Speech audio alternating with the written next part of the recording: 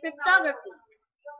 Number theory plays a key role in cryptography, subject of transforming information so that it cannot be easily recovered without special knowledge. Number theory is the basis of many classical ciphers, first used thousands of years ago, and used extensively until the 20th century. These ciphers encrypt messages by changing each letter to a different letter or each block of letters to different blocks of letters. Classical cryptography. One of the earliest known uses of cryptography was by Julius Caesar. He made messages secret by shifting each letter 3 letters forward in the alphabet, sending the last 3 letters of the alphabet to the first 3. For instance, using this scheme, the letter B is sent to E and the letter X is sent to A. This is an example of encryption, that is, the process of making a message secret.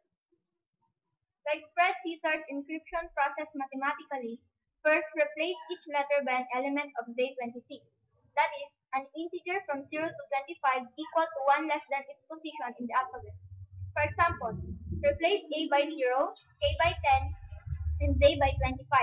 Caesar's encryption method can be represented by the function f that assigns to the non-negative integer p, where p is less than or equal to 25, the integer p in the set 0 to 25 with function p plus 3 modulo 26. In the encrypted version of the message, the letter represented by p is replaced with the letter represented by p plus 3 modulo. Cryptanalysis. The main tool for cryptanalyzing ciphertext encrypted using a sheaf cipher is the count of the frequency of letters in the ciphertext.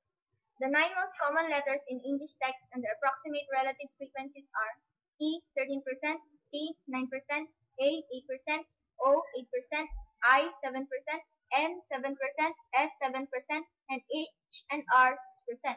To cryptanalyze ciphertext that we know was produced using a sheaf cipher, we first find the relative frequencies of letters in the ciphertext. Block ciphers.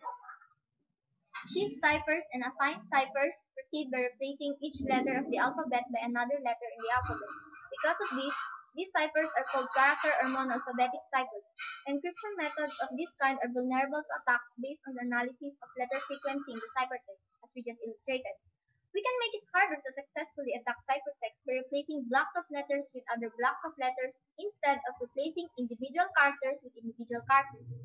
Such ciphers are called block ciphers. Public key cryptography. All classical ciphers, including sheaf ciphers and affine ciphers, are examples of private key cryptosystems.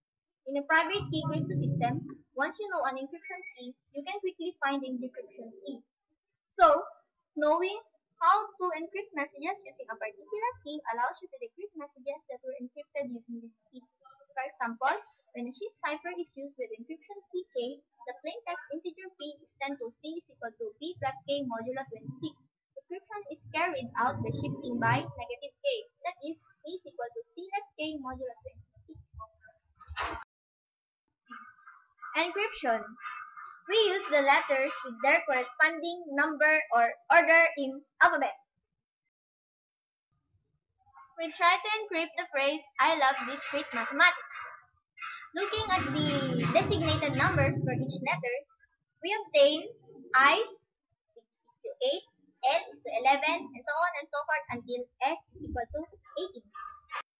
Now, by using the function f is equal to p plus 3 modulo 26, we obtain the following.